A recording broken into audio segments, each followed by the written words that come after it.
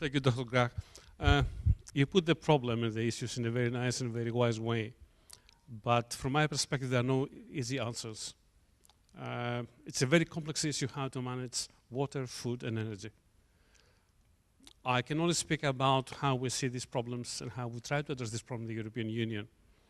And one of the major problems in the European Union is that water is taken as a given. There is, in most of the European countries, practically in all of them, water is easily available. Everybody has running water in the house and so on. So we don't think of it as a problem that has to be managed. However, it's also a problem for the European Union because this summer it happened that it was a very dry weather in Central Europe. So I'm living in Brussels in Belgium, and for the last month, more than a month, the government issues forbid the use of water for even irrigation, watering your garden, washing your car, or anything other activity.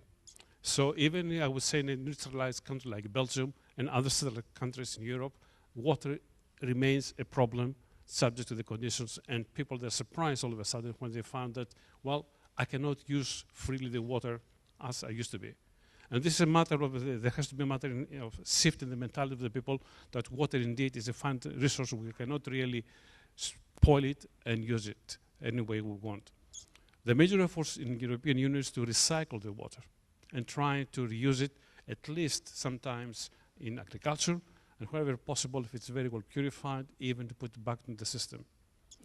So this is more or less, let's say, an approach that most of the European countries, they try to develop, to have, let's say, to recycle the water to whatever possible extent.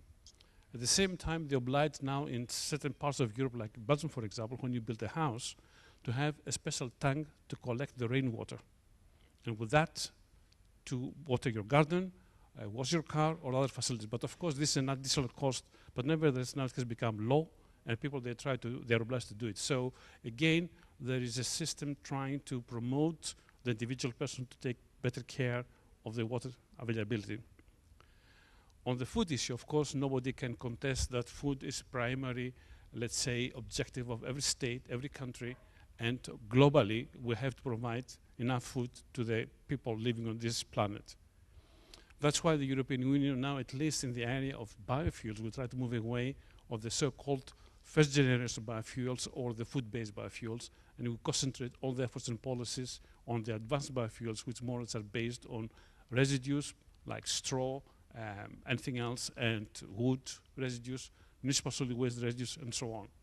And of course, that creates, again, a kind of difference between the European Union and other countries, because, for example, in countries like, I would say, Malaysia and Indonesia, palm oil is a very valuable commercial resource. On the other hand, we understand that, let's say, the more palm oil is used for biofuels, the more there is expansions perhaps towards destroying peatlands, the tropical forest. At the same time, we would be very correct that in Europe and the US, we try to eat much more meat, and also Latin America. But people, they don't realize that basically the Amazon forest is destroyed because of soya production. And again, this is something that is very difficult to say to people, don't eat meat. At least in Europe, you cannot say, in Europe, people eat less and less meat. But you cannot say to the Chinese, don't have a McDonald's, or to an Indian, or to anybody else. And that's another issue that, let's say, things in Europe, they change slowly, much more slowly in the US, but also on the other hand, people, they want to have the freedom to go and enjoy a good McDonald's, a good steak, and so on. So this is kind of a social problem. On energy, yes, energy is extremely important, and when I'm working from the Director General for Energy, we try to see how we can really produce energy from renewables in a sustainable way. And of course, solar and solar PV and wind, of course, they're big winners on electricity, but at the same time, the most critical area we see in the European Union is that of transport. Solar and wind have made major insights, and they have become really commercial, and the prices are dropping continuously, but transport remains the only sector of the economy that continues to increase. So the emissions of, let's say, carbon dioxide for climate change are very, very critical. And unless we have realized in Europe that unless we're going to be able to decarbonize transport, we'll probably fail the Paris Agreement. So to try to summarize, the problem is very acute. I don't think there are easy answers. It's what you said, they need to be addressed simultaneously in a coherent way. And at least in countries like India, but also elsewhere in Europe, you need investments to try to, in a way, to provide water to all the citizens, make certain that they have enough food and at the same time have enough energy so that they can watch, let's say, the television, heat their house, or at least move their car.